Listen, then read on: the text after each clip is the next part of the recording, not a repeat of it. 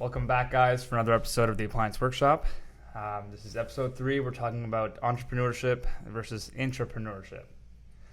So, starting off a business, I think when we're younger, we're told to follow our dreams and to get away from that 9 to 5. Certainly when I was in my 20s, I always heard get away from the 9 to 5, start your own business, and do something that you want to do and that you love. Yeah. But following that, getting out of that 9 to 5 and following your dreams and being an entrepreneur, yes, you are getting out of the 9 to 5, but you're getting into the 8 a.m. to 10 p.m. schedule, 7 days a week. Well, welcome back again. Yes, today we're gonna show you how easy or difficult it is to start the business. Right. Yeah. So in our business here, the Toronto Appliance service, well, I worked for somebody before, and even though I was working for somebody before, it wasn't 8 to 4 job. It was basically we had to finish the calls we were given. So you were given 12, 13 calls. Right. They must be finished. Yeah. Although they only paid us 8 to 4 because that's the company. So you got paid hourly base instead of commission based, This was right? this was an hourly paid place. Mm-hmm. We didn't like that. So some guys they decided to go striking and this and that. Why don't we get paid for that? We work until 5 or 6. Yeah. But they say, you know what? I'm gonna finish my work at 4. Whatever I finish till 4, I finish. If I didn't, it's up to you. Okay. Mm-hmm. So with different companies I was working for, one day I said, you know what? Let's see how the business is gonna be. Of course, the dream was always to have your own business. Right. And when you came to Canada, you did all those odd jobs, and then. Well, in early days, still back home. My father was proposing that I have a business with him. He was architect. He was architect, so Poland. he was designing. He was sketching all these houses, and then planning the gas tubes and all this. Oh, wonderful. In the houses, and I finished electrical school, so I was supposed to be an electrician. But that thing didn't work out because apparently I left. Right. I left for a better life in Canada. I immigrated back here. So yes, the business was always thing to start. Now, so I decided to go to the business. What happened was when I was working for a company, and I was working for a few companies. I think only 2 companies I worked before I opened the business. I finished my job. I go home. No worries about what's going to happen tomorrow. Is there calls tomorrow? No calls tomorrow. We're going to get the money from the customers. So it's going to be enough to pay the employees, whoever this is. So I was young, 21 years old. I say, why don't we try the business? And which business was this exactly? This was the business used to be called AC Appliance and Refrigeration. Right. Stands for Andrey, Chris. Oh, perfect. Appliance and Refrigeration. Okay. Right. So that was the first name of the business, and I started it. I remember my father came to Canada that time. He assisted me to accompany me, going with me downtown Toronto. I registered the business, and it was nice. It was very nice. Felt good. Yes, I registered. Those days we used to advertise in Toronto Sun, in Toronto Star. Of course, there was no internet that time. Yeah. So we couldn't. There was Yellow Pages as well. We didn't go there because it was very expensive. Yeah. Toronto Star and Sun was actually cheaper. And today's Kijiji, some kind of thing like that. Yeah. And 6 or 7 months, the business was great, beautiful. Okay. The calls were coming to the house. My wife was answering it.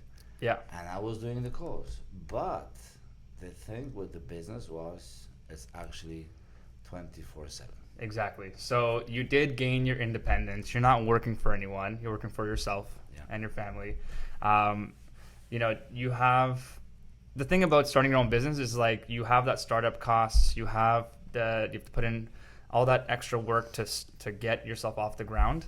But it's about getting customers to pay you for your service, right? To start the business takes it's a risk. It's a huge risk. It's a big risk, especially the time I just came to Canada, Yep. very fairly new, not much of good English at that Exactly. time, Yep. not much of friends who can actually Mhm. help me here and there. Right. And lucky me that the Toronto Sun and Toronto Star, Mhm. the newspapers, they worked for the time and we were good.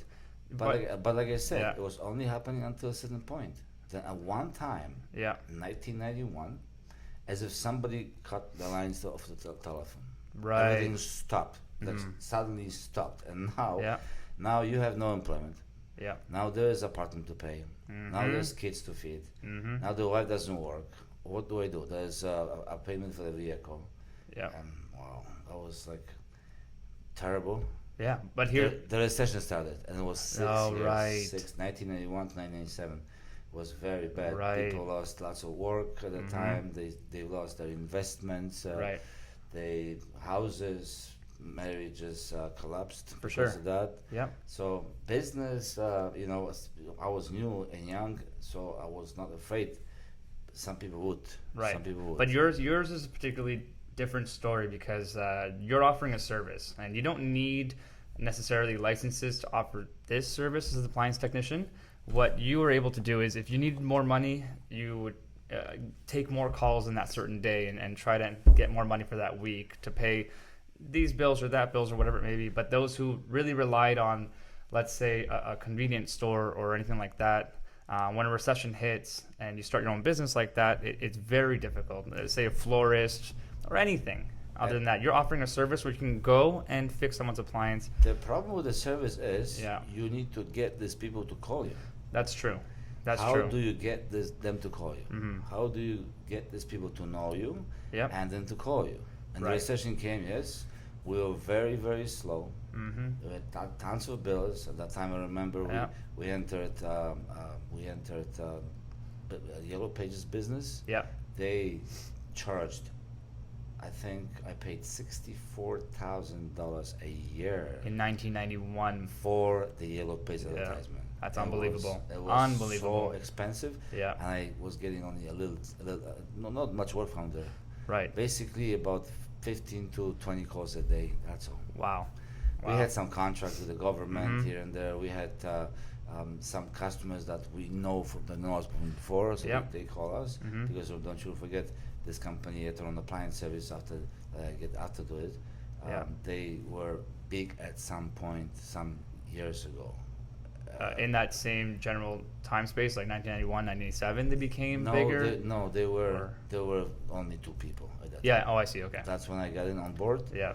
It's me and just a partner. Right. But starting the business, right? You typically, to become an entrepreneur, you first have to find a problem that your service or product will solve, right? And so, as an appliance service technician, of course, it's not a regulated body here in Ontario, but a lot of appliances, right? Every household has at least 6 appliances, and your service solves their problem, which is a broken appliance, which is great. But other entrepreneurs, right, they're trying to figure out a problem in the world and then bring a solution to it. And it's a fantastic journey that someone can go on. You learn so many things. You wear 7 different hats in one person, the marketing hat, advertising, director, service technician, manager. You're everything. Accountant, bookkeeper. Cleaner, but it's sweeper. It is very, very difficult, but an amazing journey for anyone who enters the entrepreneurship life. So now, But it is difficult. It is not for everyone. It's not for everyone. It's Exactly. for some people only. Yeah. You need to know that it takes a lot of sacrifices. A lot of sacrifice. So whether Yep. you are, when you enter to own your own business, Mhm. it takes a lot of courage Yeah. and time. So basically, you work all the time. You And go it's you very go- lonely, too. You go vacation, Yeah. you work. Yeah. You go I know that, home, yeah. you worry. Mhm. I mean, yes, I Yeah. am successful. It's been 31 years now, I Mhm. think. Yeah. And it's been through so many different things. Yes, Right. but that takes a lot of time. Yeah. And the family suffers definitely. Right. And so I know people that are very good in the trade. Yeah. They don't like to be owner of the business because that's responsibilities. Mhm. So being the owner of the business, yes, everybody thinks, yeah, okay, I'm going to register the business, I'm going to be owner. Right. It's not that easy, people. It's not that easy. And it's lonely. It really is. It's easy, but it's not. Yes, you look at me right now. Yes, I'm successful. That's correct. I'm successful, but I spend lots of time on this, and lonely hours, day and night. Yep. So many times I'm leaving this place here at 1 o'clock, at 2 o'clock, in the at morning. 3 o'clock in the morning. Yeah. All right. Yeah. It's because the job has to be done. Whoever works here today, they leave home. They leave 5 o'clock sharp. Right. And that's it. There's no worries. Tomorrow they come to work and they expect to have things prepared for them so they can work. Of course. But you have to worry. Yeah. So it is nice because, yes, as it says right here, there's all the benefits you get afterwards when you enter this entrepreneurship. If you play your cards right, then you do have you can establish yourself where you have days off for yourself and your family and stuff like that. But the one thing I learned as an entrepreneur is that, nobody works for you, especially as a director or owner of the company. You work for the people in your business. It's you work for your employees. That's the matter of the fact. No one works for you, believe me. And many times you work for them. Yeah, I know. And believe me. Many times I hear this slang that goes around here. You're the owner of the business, so you should do it.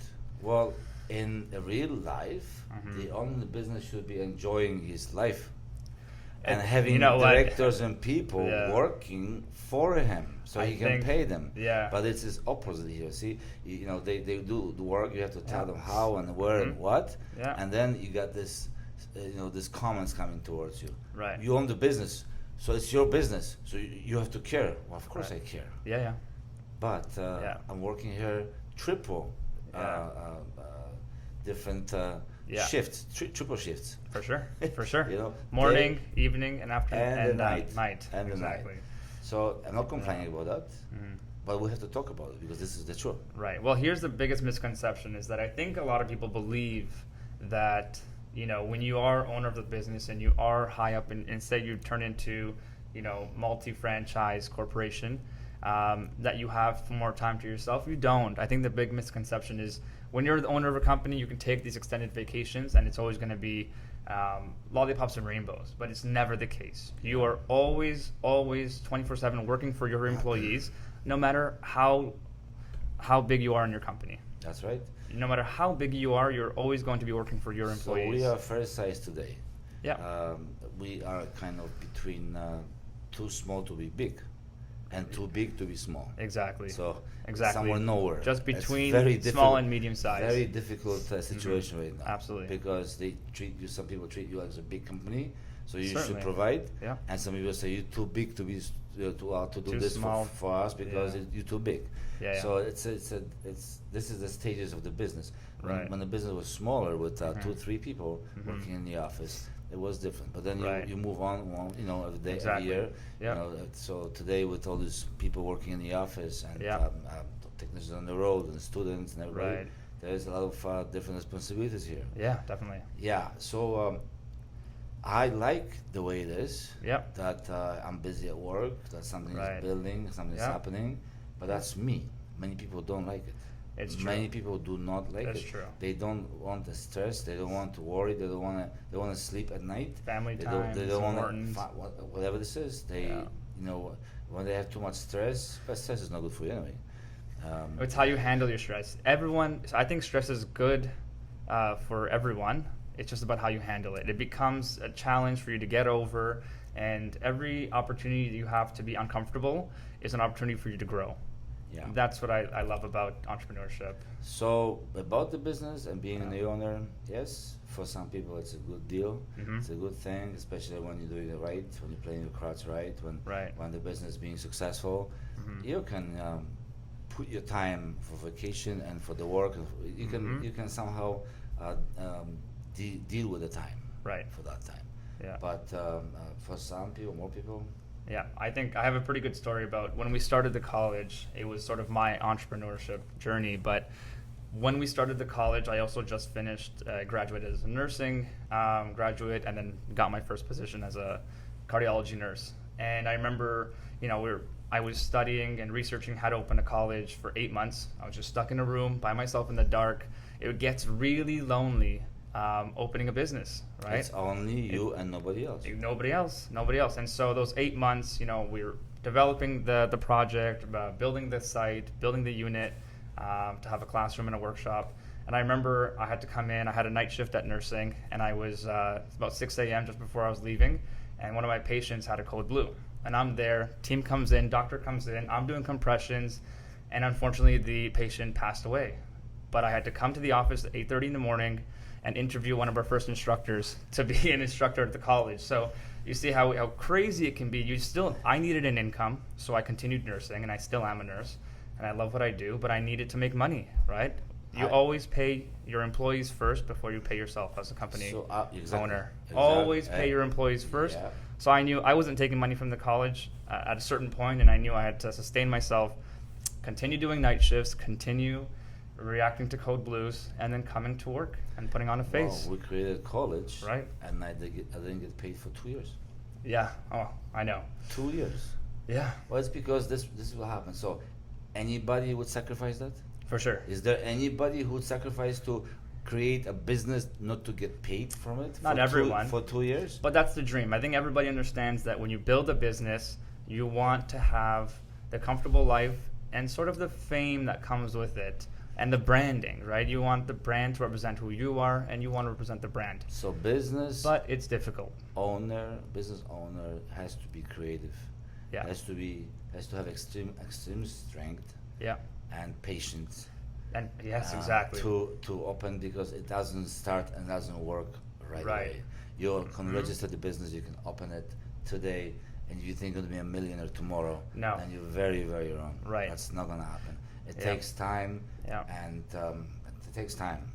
True. Unless you steal money from somebody. Right. Then you're going to be No, millionaire. it's a very amazing journey to be on. Sometimes, some companies do become very successful within 12 months, and sometimes companies become successful and really successful in 10 years. Yep. And so it's about being persistent and believing in what the value your product or service has, and keep on pushing, right? Yeah.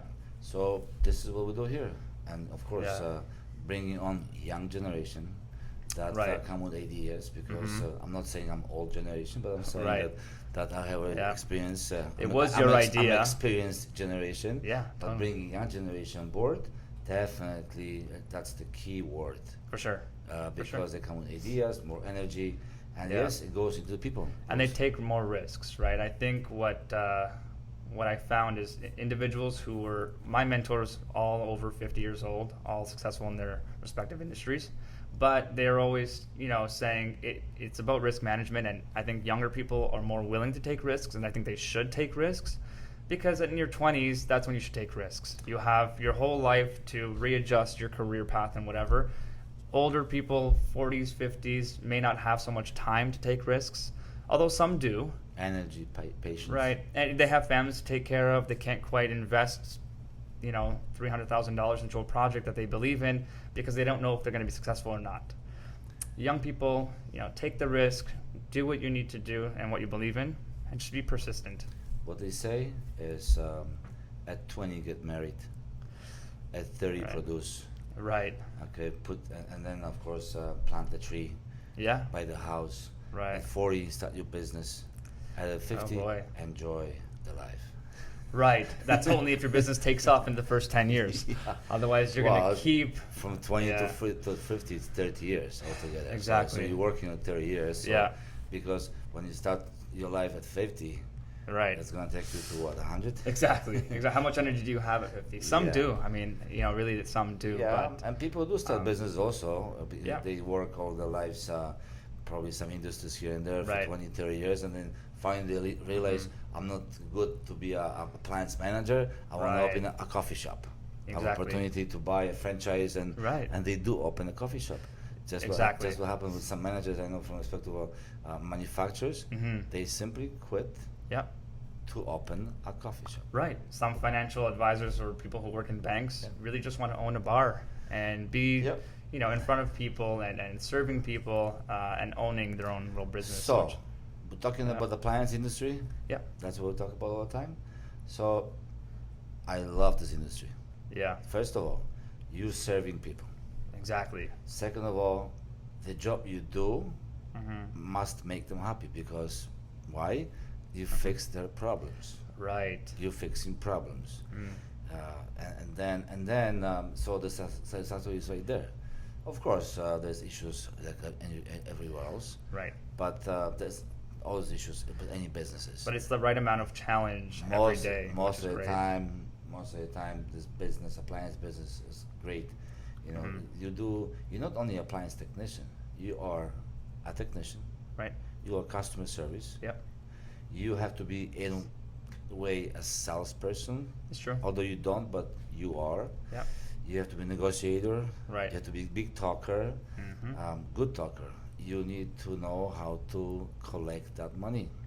Bookkeeping. It's so important as a service technician to keep your books in And order. that's only for one technician. From day one. That's only one technician. Yeah. Of course, when you run your business, Right. that's the whole different game. That's true. Yeah, and then Yeah. you got different systems you have to run, Yeah. all this AR and P and everything. So there's lots of good challenges and good bonuses about a business, being the owner of the business. Yeah. And we're talking about appliance business here. Of course, the community of appliance community is not that big in Toronto. It's once you get into it, you realize how small it is. Really, it's a very small community. You know pretty much everybody. They know you, you know them. You know, so the community, our community is not that big. Right.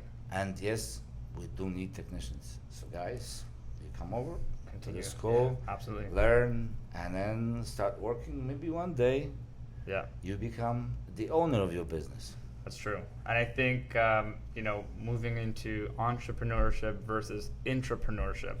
And so those who, you know, aren't ready or wouldn't want to sort of own their own business, or let's say a technician for the servicing company, what intrapreneurship is essentially is taking on a project in the business to open up sort of another stream of revenue.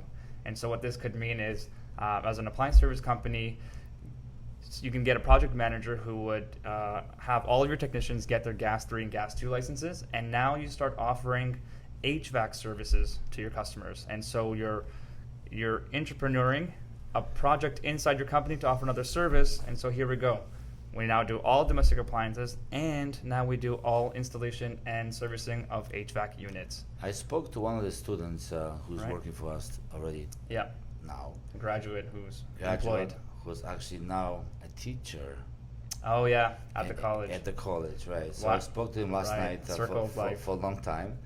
We talked about these different things here, and I told him, I'm so glad that we have the school, the college, because we're talking about different contracts. What happened to that contract? What happened to that contract? And I explained that because of lack of quality people in here, the contracts don't want you. It's very simple. Yeah. You need to have a quality people, not quantity, but quality. That's exactly it. So what happened is right now, I think with the college, we do have this quality of people that are here today, and even though they have no experience, not much experience, they are learning, but they have a very good understanding what technicians is, because they actually went to the school. They wanted to become a technician. Exactly. So they were not picked up on the street, just like I did before. Anybody, any walking soul, living soul in the street, bring him over here.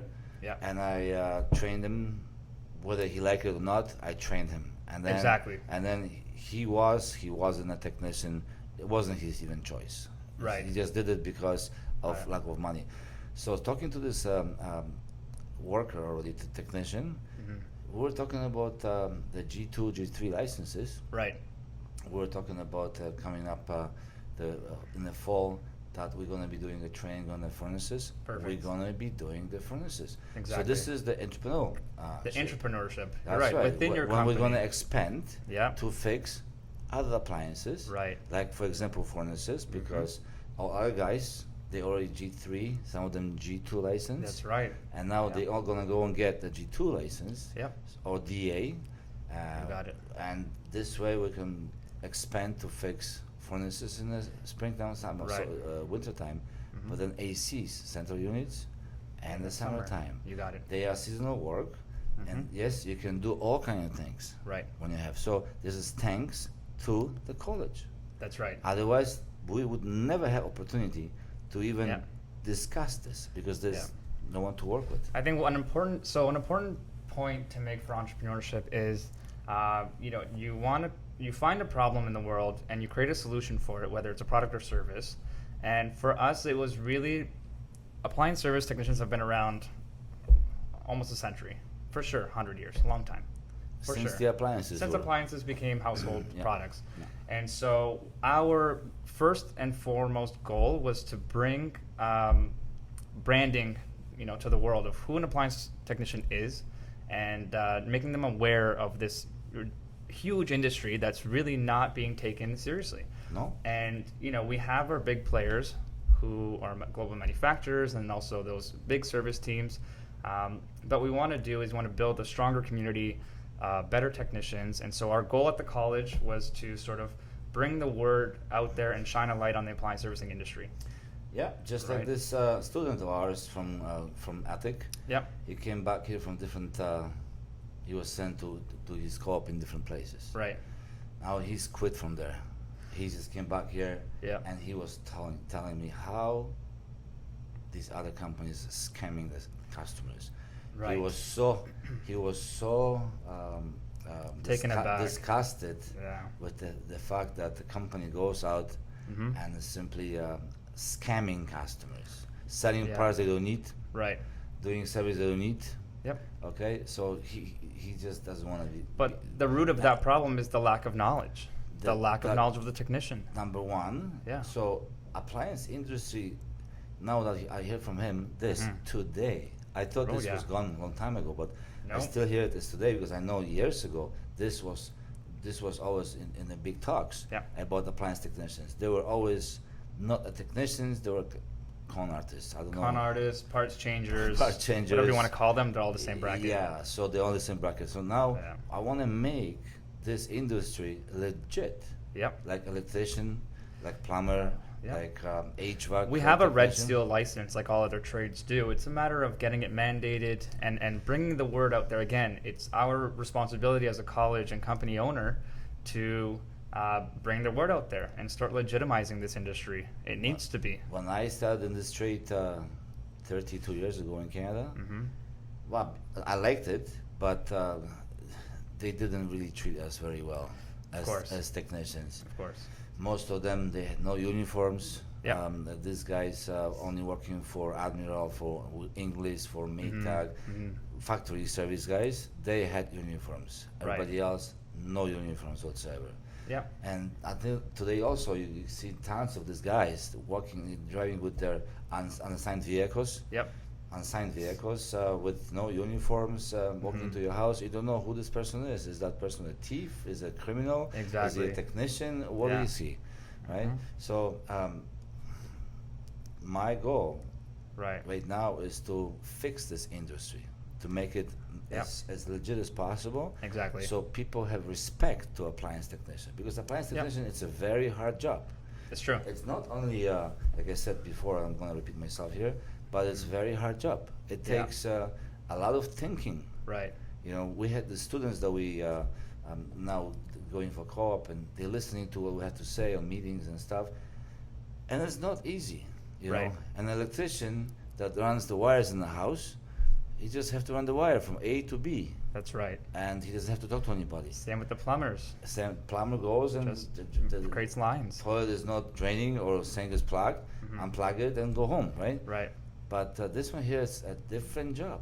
Yeah. You need to be part of plumber, you Exactly, have to be electrician, you have to be, exactly. so many different trades in one. Refrigeration You mechanic. need to know all right? this stuff. So it is very neat trade, and it's, with full respect, my job is, honestly, I want to make this trade as highlighted as much as I Exactly. can. Yeah. This. Because this Yeah. is really sometimes now I was surprised really with this person who was talking to me on Yeah. Friday. Chris, I work for these guys, and I'm not gonna state names right now. There's no Right. point of saying names here, but there's Yeah. companies out there that they really scamming customers still. Yeah, I think, and I still believe that that's because of the lack of knowledge. And so, a respectable technician wouldn't go in, and I really hope so, to go and try to get the most money out of one customer, right? We want them, what we tell our guys is to, build your brand, build your knowledge, and then do your job well. Yep. If you do your job well, you're going to see, yourself and your company reach new heights, and you'll make more money. It's true, you will, but it's about being respectable So to the about customers. entrepreneurship here, Yeah. we right now in a stage that we can do all this anytime. Right. Exactly. With the people that are here and they are interested, Yep. we're gonna do that. We're gonna expand to different things. Exactly. Now, when you call HVAC guy to fix your furnace, Mhm. and they come to your house, oh sir, by the way, I have a problem with the fridge. Can you fix the fridge? No, he can't fix Cannot. the fridge. That's right. Yeah. But we can fix the fridge. Exactly. We can fix the stove. Of course. We can fix the furnace. Gas, electric, We can- anything. Yes, we can fix your air conditioning in the house, Mhm. your thermostat on the wall. So Right. that's how I see our technicians. Right. Universal soldiers. Exactly. Basically. Well, and that was our whole goal, right, when we started the college, is to ensure that every person, again, must receive at least their gas technician 3 license in Ontario Yep. while they're in training, to push them to get their gas 2 license DA. postgraduate. Yeah. They must learn refrigeration, air conditioning, and of course commercial domestic appliance servicing. And the most important portion of that training is the co-op placement, right? And so Yeah. whether you stay with a company that you co-op with or branch out, open up your own servicing company or whatever it may be, the important thing is the training needs to be full and fundamental. Some companies refuse to take you students for a co-op because they're afraid Yeah. that they're gonna teach them. And then They're gonna open their own business and take the Right. business away. and become competitors. You know what? Competition is very healthy. Very healthy. You're very right. Competition is very healthy, and I spoke to some guys here, this week. Go ahead, open the Yeah. business. Start Right. right here, next door to me. Yeah. Let's just compete because competition is very, very healthy. Any true. competition anywhere in Yeah. a business is very healthy. It makes the two businesses perform excellent. Very true. Very true. Okay, so that's why it's healthy. Versus when you are just you and nobody else, Mhm. then no one to compete with, and Right. your quality of service and everything is not as great. I remember hearing when I first started the college, and when we were as a company owner for sure, as a Toronto Appliance Service, you always hear about others asking, what about your competition? What about your competition, and how are you monitoring them so that you operate better? And what I have to say is that the pool is so big in the GTA that there's about 10, 11 million people in the GTA. Focus on you. Focus on your company. Focus on your brand. Don't worry about your competitors. Just do better in your own company. Because, listen, let them have their fair share. There's 10 million people in GTA. And appliances, Focus on you. And appliances times 5 at least. Right. So there's 6 units Yeah. in every household in Toronto. 6 to 9. Exactly. Focus on your company. Yeah. Build up your technicians. Build up your employees. Ask them what they want out of this company and what they want out of their life, and treat your employees well. Don't worry about your competitors. Yeah, exactly. To summarize all Yeah. this conversation we had right now, is yes, to open the business, it's not easy. It's not easy. It is difficult. Yeah. Yes, to register, we can do it probably online. Today, Right. I don't even yeah. know. Maybe yeah. you can. When I went downtown Toronto back in 2017, it was the best feeling to register a business. I Okay. wanted to do it in person, but you Sure. can do it online. It's true. Probably online. So Yeah. that's easy. It's your business or you are a business owner. But Yeah. this is years away from, having Yeah. because you need to work, you need to build, you need to buy all this equipment stuff. Exactly. It's like, The resources are unbelievable that you need to Yeah. obtain, and So that's it's good a lot of risk. to be an owner, Mhm. okay? But it's a responsibility, lots of Right. responsibility. This is a family time, Yeah. it's kids' time. Mhm. I remember when we used to work on Saturdays here, Yeah. and then you guys were playing soccer Yeah. at the club, and I never went to the soccer game. I said, what the? Mhm. So I said one day, I'm not working on Saturday. Perfect. I need to have time to go to see my kids playing soccer. Right. Yeah. That was a good time. Because the Saturdays were the games. Exactly. And I was working here on Saturday, every Saturday, half day. Right. But there was never half day. It was Never. always whole day. It's Yeah. supposed to be 9 to 1, and I always came home 6, 7 o'clock. Exactly. So Yeah. 6 days a week, basically, every day. I'm not regretting that. Well, that it got us to where we are today, and for That's sure right. yourself, right? So now, you can take a better example of this, and you can probably plan your time better Yeah. to be a real boss. Even though I don't, because I still work as a nurse in the nighttime and come to work in the morning at 8 a.m. But listen, it's called family sickness.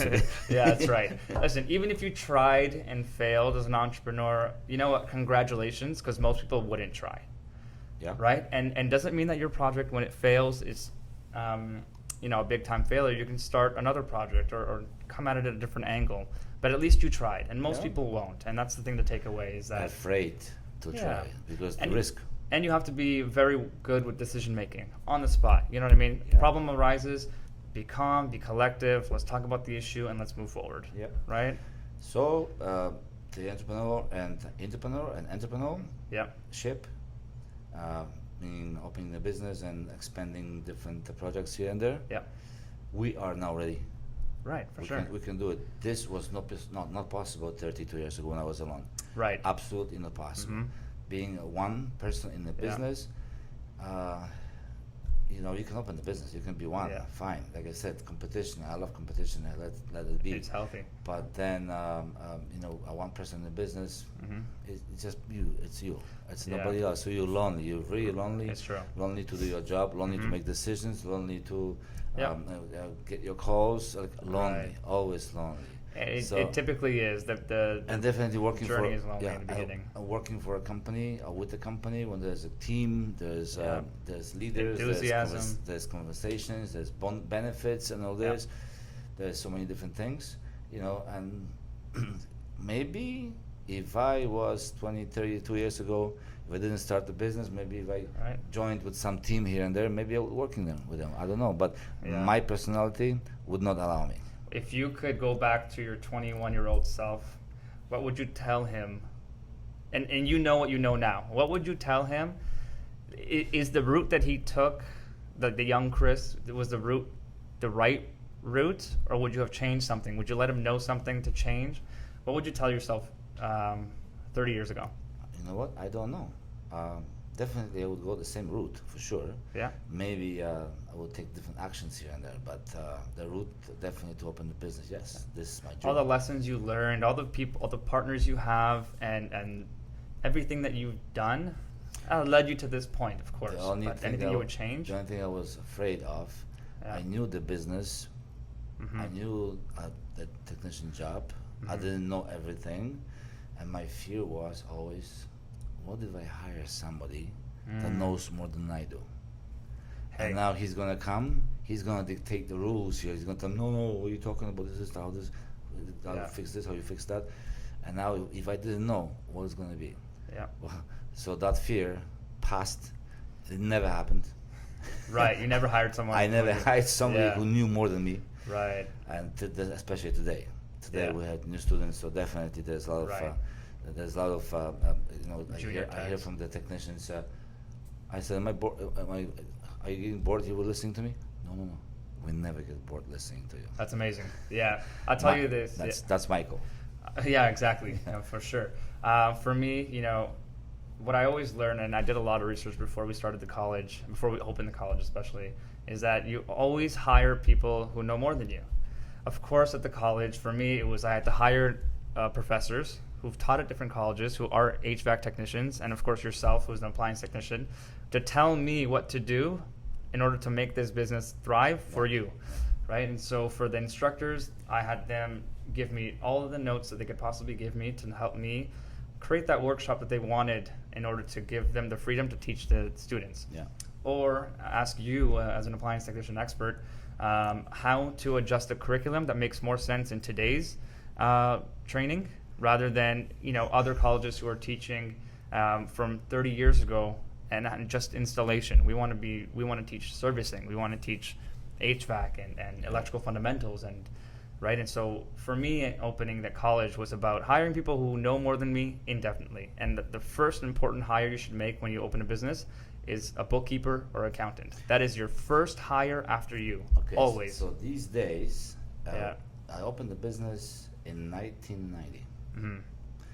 That's AC Appliance Refrigeration. Right. 1992, we became Toronto Appliance Service. That was quick. So it was 2 years. Yeah. Of different moving here and there. up and down, Yeah. different places, and it was rocky, very rocky. For sure. It For was sure. slow, The recession. it was busy, and there was Yeah. recession. Mhm. Somehow, when I got into Toronto Appliance Service, the wife was panicking. Oh my God, the whole Right. family was panicking. What are you paying for? What are you doing? You're spending so much money, and you're only buying a telephone number. I said, well, That's so this important. is the part of the business. Yeah. Telephone number was linked to so many different people that were calling us. Right. Exactly. And I don't think they advertised that time. I don't Mhm. remember if they advertised. I know they had so many customers. Right. They were calling them simply because they knew the number. They That's knew the amazing. company. Mhm. It's nice. But then, two of us, me and partner, Yeah. we lasted for 12 years. Amazing. With the partner, it was a good partnership in a way because he didn't do anything. Right. Well, he was mechanical technician. He was mechanical technician. Yeah. He didn't want to be involved in administration, whatever this is. So, Right. Right. So we never fight. So it lasted, but then he got sick a little bit and he quit. Which makes sense. It's totally He understandable. became older. He was older than me, 16 or 17 years. Right. Right. And then yes, then he was coming to work for a week, and he wasn't coming for 5 weeks Right. because he was sick, and the Mhm. paycheck has to come because he has a partner. Of course. Okay, so Right. in the end, he says, "Chris, I'm sorry, but I gotta go." Mhm. And then we split, and the man still worked for me for Right. another 2 years. Easy Helped me. income. I said, you're not going anywhere. You need to be here. I Right, don't for care what sure. you say. You need to be here because I need you. Yeah, definitely. But technology was coming, and he was basically stuck with all these belts and transmissions and grease and stuff Mhm. those days. And new technology, especially LG and all this electronics, he was afraid. He didn't want Right. to touch those. Didn't have much experience with it though. Didn't. Right. Yeah. So he lasted for some time, and then says, "Chris, I'm sorry, but Mhm. goodbye." So partnership, I don't believe in partnerships. Right. I had no choice in my business to be in partnership Mhm. because I actually bought myself into the partnership, Right. and I don't regret that. Yep. X is the partner who was with him. His wife Mhm. was still working for us for 14 years, I believe. Right. Right. And so she was a nice, excellent worker. Mhm. She was only by herself for many years, and of course, start growing and all. Mhm. So it takes time.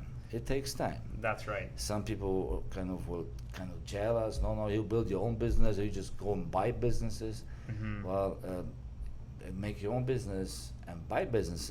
Buy business is kind of similar. It's definitely similar, because you buy the business, you don't know what you buy. Well, it's true. You cannot Yeah. really, the business I purchased wasn't like today. If you want to buy a business, you have to show what's your income, what's the Mhm. business income, what's the expenses, what's the contracts here and Yeah. there, so to pay for the business. That business didn't have any of this. Right. There was nothing. There was nothing. Mhm. There was no papers, basically, just the contract. Right. And that didn't show what they work with. It's just Mhm. simply, I purchased Yeah. a telephone number. And you're buying the reputation too, right? And so you don't really know if the reputation is good or bad when you buy that business. And so Well, I worked with them a little bit because I was Right. I was helping them Yep. here and there because the business was making only they were only servicing washers and dryers, Oh wow. no refrigerations, Right. Washers, dryers, and stoves, Mhm. basically, and freezers, refrigeration. I came with that to the business. I brought it into the business Right. with my experience. It's almost like an entrepreneurship, right? Yeah. And So- you're so I bought adding it- services. Yeah. Yeah. So we thought we're going to be big because they already were kind of stable with washers and dryers. Mhm. And I thought, okay, I bring freezers, fridges, and all these walk-in coolers and stuff, air conditioners. Right. So I'm going to add into the business, thinking we're going to now be big. And we'll advertise in Yellow Pages. And like I said, $64,000. Can't imagine spending that much on advertisement. Today, Yeah. $64,000. That's a lot of money. Absolutely. But that was then. For sure. That was 1992. Yeah. That's 28 years ago. $64,000. Oh my God. They were killers. Yeah. And it's because you paid for different like Etobicoke is one, North York is another one. Oh, I see. Downtown Toronto another one. Yeah. Mississauga is another one. So all these different things, and if you want to have it Wow. in color, it costs even double. Right. So black and white, small, a quarter page, half page, Yep. like different advertisements. If somebody remembers how this was. Mhm. They also have today Yellow Pages, But it's a little bit Nobody uses that, believe me. a little bit different, and yes, and no one is using Yellow Pages today. Today Right. is a totally different scope of advertising. Yeah, yeah. Kijiji, Google, Facebook, Instagram, exactly. whatever this is that Exactly. today. So, Mhm. in a way, not to be really rude here, I like that the Yellow Page doesn't have as much business as they had before. Right. I mean, they took so much of your money in the past, so I'd probably feel the same way. Yeah. 100%.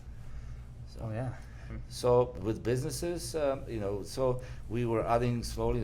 Like I said, a recession hit us at Mhm. '92. Mm-hmm. Lasted for a long time. If anybody remembers that recession, houses went down 50%. Right. Went down. Whoever we didn't have a house that time, so I didn't Mhm. worry much. Mhm. But people that had businesses and houses, the prices went down 50%. Crazy. Somehow Crazy. we did survive. Right. We did survive. But to a people recession. still need their appliances fixed. Like, think about it. Even though there's a recession, you still need a fridge. You still need a stove. Well, I had to go to the bank, get the loan Right. Right. to keep us going because Of the course. Yellow Pages was definitely killing me. It was killing Yeah. me right there, and Right. and the Yellow Pages was tied with the bell. Oh, So right. what happened is if you didn't pay your advertisement, they cut your telephone. Wow. That's bad. So you pay your advertisement, telephone goes back. Mhm. Very bad service. I didn't like that. This was Mhm. something that I remember until today, Right. and that's why I don't have bell. Oh, I see. anymore. Which Because makes sense, this right? is the division of bell. That's I about think. customer service, and they definitely lost the customer then. How are you Right, and supposed probably to more How are you supposed to than pay just for you. the advertisement if they cut your telephone off? Exactly. Doesn't make And sense. this is the worry. You go to Mhm. work and there's no telephone. No one can call you. Right. And yet they want the money from you. This is the part of your entrepreneurship. Right. When you open your business, this is your worries. Exactly. When you wake up in the morning and you're fully wet because you don't know what to do next. Oh, yeah. There's no money in the bank. There's no money Yeah. coming through. And on top of everything, you come to work and the telephone is cut out. Right. I remember how stressful it was. I mean, our first year, it was, trying to get the word out. Here's who we are. We're Appliance Technical Institute of Canada. We have this program for appliance service technicians. Nobody knows what appliance technician is. And so for me, our branding was masked by the HVAC licenses. And so I was like, hey, come get your HVAC license here. Come get your G3 and DA here. And on top of that, come and do our appliance servicing program. We teach you refrigeration. And so we sort of, got the word out saying we're HVAC trainers and also domestic and commercial appliance trainers. And then the ball started rolling. We started getting more hits on our Facebook ads, and people started deciding, you know what, HVAC is way too saturated, right? There's about 500 new HVAC technicians every year in Toronto, and only 25 new appliance technicians in Toronto from us. And of course, people said it's too saturated to be an HVAC tech. I'm going to be an appliance technician. It's a smaller, company of people, and you have more chance of making it out as an appliance technician. Plus the college, this is our doctrine, that's our idea. Yeah. We want them to be, like I said before, universal soldiers. Absolutely. So we want them to be HVAC, Yep. we want to be the appliance guys, Exactly. we want them to be a customer service, Right. and that leads you to be, who knows, you may become a national manager. It's true. You can be a Well, field service manager, national service manager, manufacturers. I have my neighbor who's Yeah. on the trade, Right. and he knows the trade very well. Yeah. Actually, he knows his things, he knows his jobs. Right. Now, from being just a maintenance guy in a company, Mm-hmm. he's working for government as a manager, Oh, it's amazing. and everybody wants him. Right. Everybody wants him because he knows. Exactly. He knows his stuff. So Yep. once you know the appliance industry very well, Mm-hmm. yes, of course, you need to also know how to manage. That's Leadership def- skills. That's definitely. They're called soft skills. Empathy, All this, leadership, yeah. decision making, soft Yeah. skills. But then when you are, people say, oh, you don't need to know appliance industry when you are just a manager. So Well, wrong. manager, you know how to manage and get your numbers right. Right. Right. But then people that are surrounding you, working in Mhm. a business, technically, they can cheat on you all the time because Exactly. you just don't know. You don't know what you're talking about. right. You know, Yeah. you have to pay the claim. Oh, Mhm. this is RICO. How do you know it's RICO? Exactly. Okay, explain to me. So I explain to you, you believe me. But if you know the trade, you don't need explanation. That's right. You read, Yeah. you see, you make your decision faster. Yeah, I think through my journey, especially finishing university, when I was 21, I was store manager of Abercrombie and Fitch, right? I had 150 employees under me at 21. That was insane. I mean, I worked for that company for only a year and a half, and then I became store manager, right? And so having 150 people under me, scheduling them, talking to directors from Ohio, from their headquarters, and deciding, which products sell best, stuff like that. That really got me onto my path into management and leadership. I think I wouldn't change anything from my journey getting to this point. Managing that company, managing 150 individuals, understanding how metrics work and what is a KPI and key performance indicators, all of that led me to where I am today.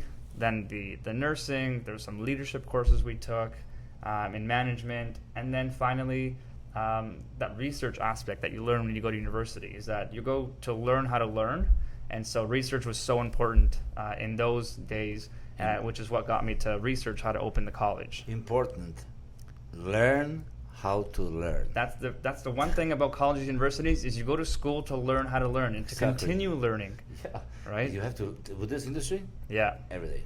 Yeah. You need to learn every day. Exactly. Probably when I'm going to be retired one day, new there's technologies. Some technologies Yeah. I wouldn't even know about. Probably. Absolutely. That's Microchips in your brain that turn on your oven from work. Yeah. yeah. You're going to think about, oven 350.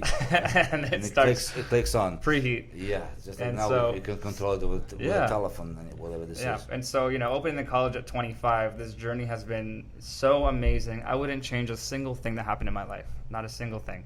No. Everything led to where we are today. Well, and I'm glad to hear that amazing. myself. Yeah. That's good, because Yeah. this is going to lead to a successful here and there. Yeah. And this is what we're talking about. Exactly. Opening the business, Yeah. risk, management, Exactly. everything else. So Yeah. to the whole world, Yep. it's nice feeling to open a business. It's true. It's true. It is hard work though. It is very hard work. It's hard work, long hours. It does come to successful, like in our case, Mm-hmm. that's fine. Exactly. But so many times it doesn't. And apparently you have to Right. take this for granted.